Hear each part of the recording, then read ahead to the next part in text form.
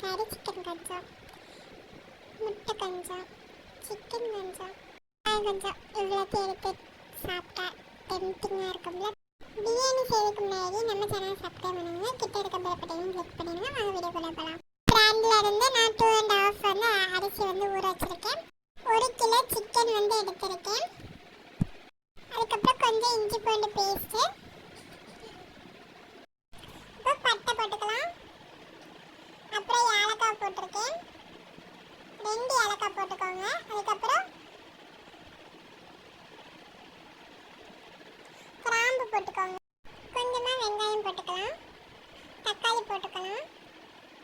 அதுக்கப்புறம் குக்கரில் வந்து 2 பச்சை மிளகாய் வந்து இப்படி உடச்சி போட்டுக்கோங்க.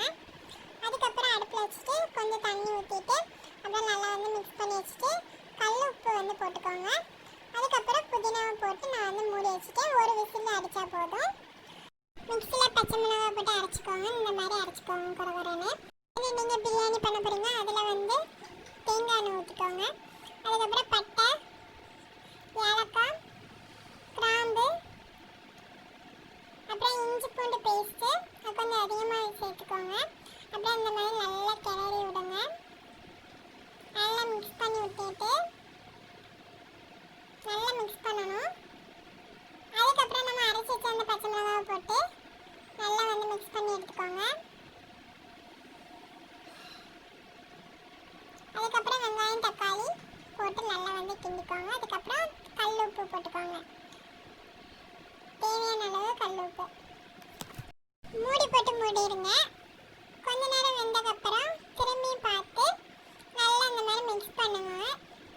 திரும்ப திரும்ப பார்த்து பார்த்து அப்படி மிக்ஸ் பண்ணணும், மூடி மூடி போட்டு. இப்போ நம்ம புதினாவும் மல்லியும் போட போகிறோம்.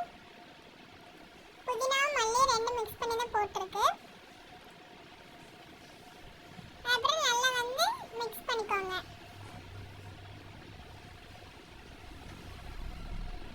குக்கரில் பாயில் பண்ணோம்ல, அதை வந்து நம்ம எடுத்து வச்சுக்கலாம். எடுத்து வச்சுட்டு அந்த தண்ணியை மட்டும் ஃபில்டர் பண்ணி எடுத்துக்கோங்க. இந்த மாதிரி நல்லா ஃபில்டர் பண்ணிக்கோங்க.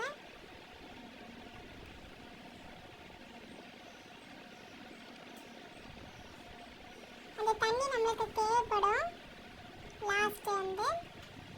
இப்போ அந்த சிக்கன் எடுத்து நம்ம பாத்திரத்தில் வந்து போட்டுக்கலாம். நல்லா மிக்ஸ் பண்ணிக்கோங்க. வீடியோ வந்து கட் ஆயிடுச்சு, ஸோ அதனால் நல்லா வந்து மிக்ஸ் பண்ணி எடுத்துக்கோங்க. மல்லிப்பொடி, பெப்பர், அதுக்கப்புறம் ஜீரகம், பெரு ஜீரகம், அதுக்கப்புறம் கல்பாசி, அப்புறம் வந்து கரம் மசாலா, இதெல்லாமே நம்ம வந்து அந்த சிக்கனில் வந்து போட்டுக்கலாம்.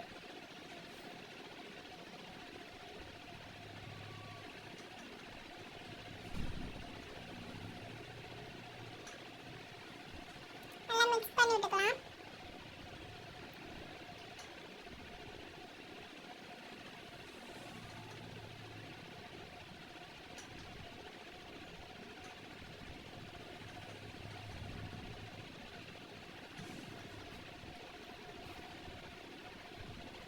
நல்லா வந்து மிக்ஸ் பண்ணணும். இந்த கப்புக்கு நம்ம 5 கப்பு வந்து தண்ணி வந்து ஆட் பண்ணிக்கணும். இப்போ 1 கப்புக்கு வந்து ஏற்கனவே நம்ம சிக்கனை வந்து பாயில் பண்ண தண்ணி இருந்தல, அதை நம்ம வந்து ஊற்றிக்கலாம் 2 கப்பு. 3ல் வந்து இப்போ வந்து பாதி இருக்குது. ஸோ அதுக்கு முன்னாடி நம்ம வந்து தயிர் போட்டுக்கலாம். 1 பாக்கெட் தயிர் நான் வந்து ஊற்றிக்கிறேன்.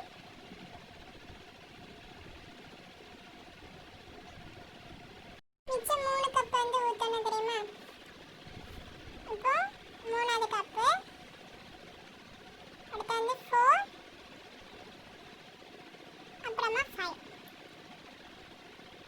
2.5 ரைஸ்க்கு வந்து நான் 5 கப்பு வந்து தண்ணி வந்து ஊற்றிருக்கேன். இது 6 பேர் சாப்பிட்லாம், அதுக்கு கணக்கு பண்ணி நாங்கள் பண்ணியிருக்கோம். அதுக்கப்புறம் நம்மளுக்கு தேவையான அளவுக்கு உப்பு, பொடி உப்பு போட்டால் போதும். நல்லா இப்படி மிக்ஸ் பண்ணிவிட்டு இப்படி வந்து மூடி வச்சுருங்க. அப்புறம் நல்லா கொதிக்கணும். கொதிச்சோன்னா அரிசி எடுத்து நம்ம வந்து போட்டுக்கலாம். நல்லா வடித்து அப்புறம் போட்டுக்கோங்க.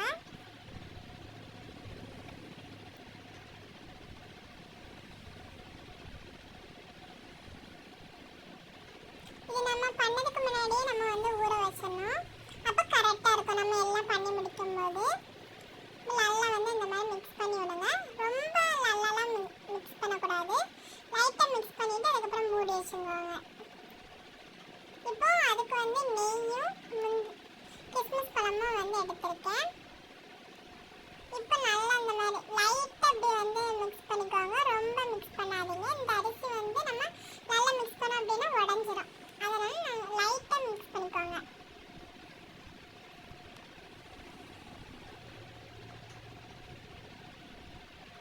இப்போ அந்த கிஸ்மிஸ் பழத்தை போட்டுட்டு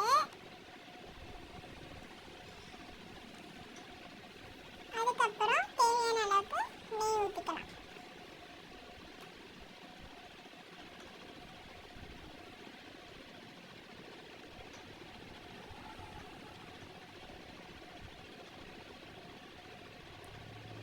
அதுக்கப்புறம் லைட்டாக அப்படி மிக்ஸ் பண்ணி விட்டுக்கோங்க. ரொம்ப மிக்ஸ் பண்ணாதீங்க, ஏன்னா அரிசி வந்து உடஞ்சிரும்.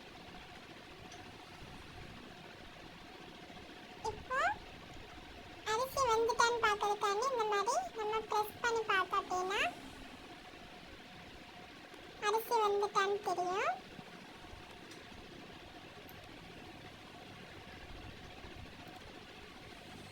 இப்போ ஒரு தோசைக்கல்லை எடுத்து அதுக்கு மேலே நம்ம பிரியாணி செஞ்சு வச்ச பிரியாணியை வச்சு அப்புறம் ஹை ஃப்ளேமில் வச்சு